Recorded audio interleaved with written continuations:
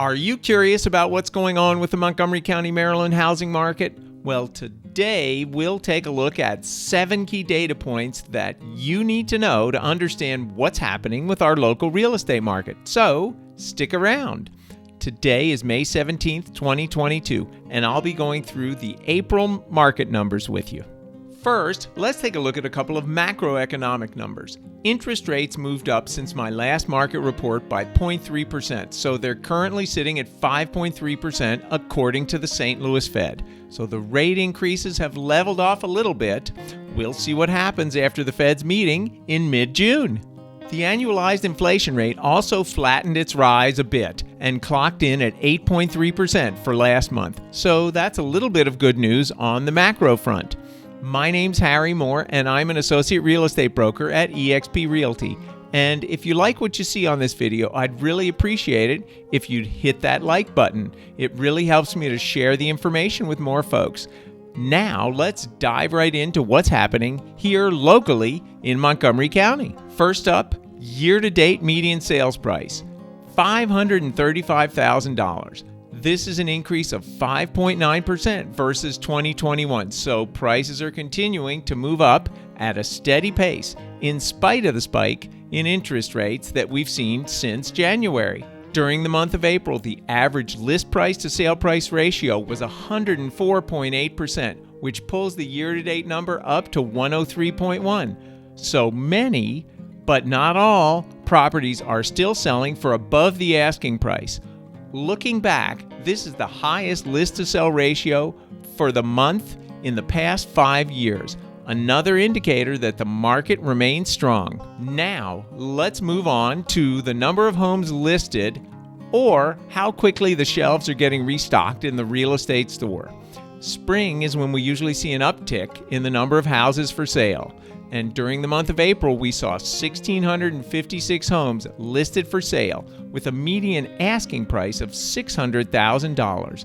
That's an increase over the 1,547 new listings in March. So, more inventory came to market, but it's not like the floodgates opened up.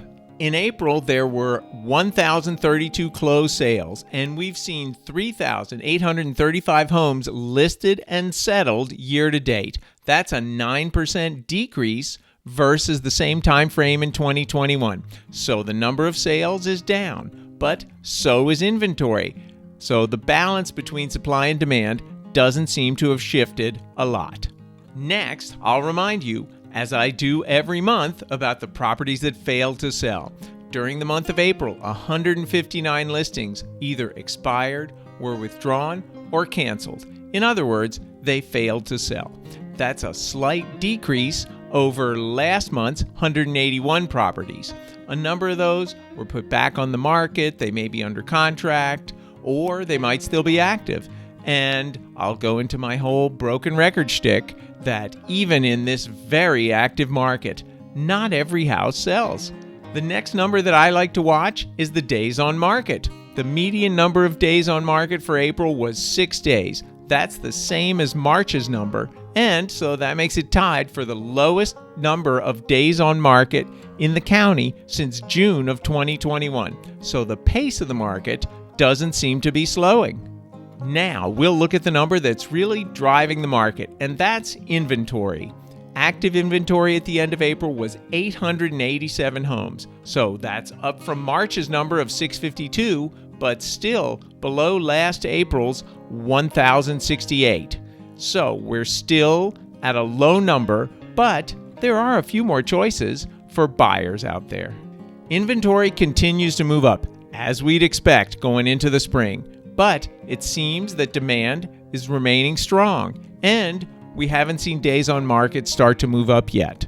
Appreciation year to date held steady and actually bumped up just a little. So it appears that the market is steering a pretty steady course for the moment. I'll keep watching the data and I'll let you know what I see.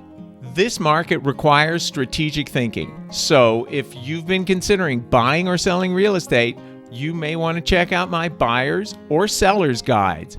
You can click on the links in the remarks below and get a copy for yourself.